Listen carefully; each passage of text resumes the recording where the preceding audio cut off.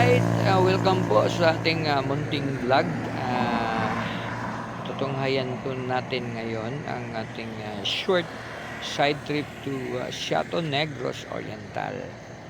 So, location natin ngayon is like 9 kilometers away from the proper po ng resort, Chateau.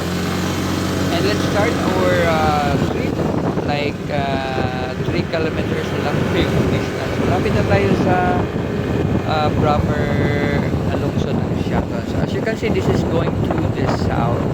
Sa mga nakapunta na dito sa Negros Oriental, we are going to Bayawan City from Dumaguete City.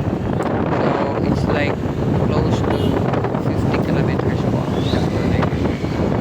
So since sabi na natin 3 kilometers na lang, pagkulang natin ito, ano lang, hindi naman masyadong mabilis. Gamit natin yung Samurai 155 natin na scooter. So nasa ano lang yung speed natin,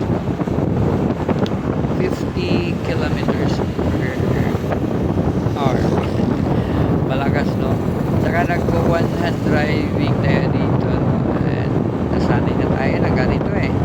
Tsaka pasensya na po, di masyadong maganda yung kuha ng video natin kasi cellphone camera lang gamit natin, tsaka left hand yung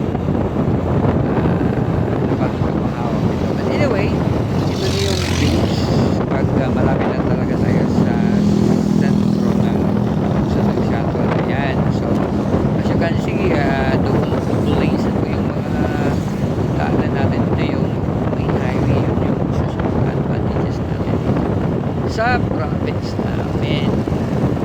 You're thinking, ba't ako na punta dito? Kasi from Dawit po tayo eh. Sa Dawit is like from the Dumaguete Center. Yung pinaka-sentro ng Negros Oriental is like 16 kilometers, 14 to 17 kilometers. Eh, may lakad tayo kanina. So, punta ng Sambuanguita. Tsaka, nag-send na rin tayo na mag-side trip dito. Or, ano lang naman, para may ma-share tayo sa anyway. So this is just a trial vlog. Sana naman ay gustuhan nyo ito.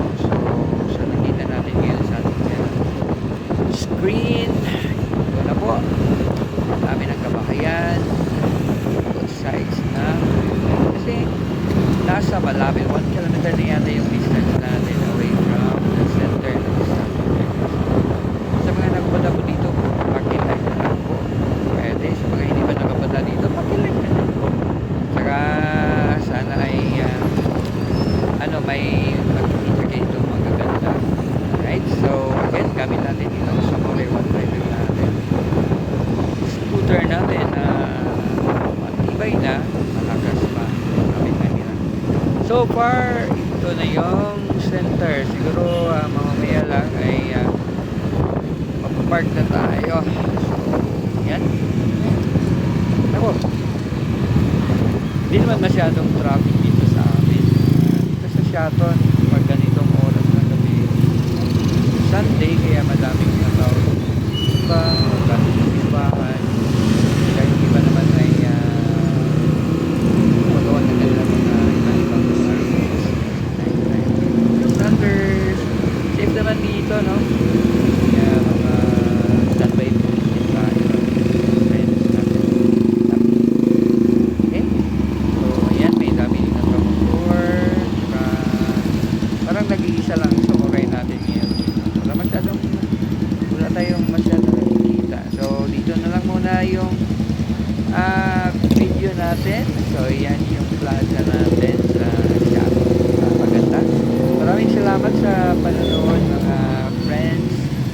Sana ay napagkagin yung konting vlog ko, no? Till next time! Woo!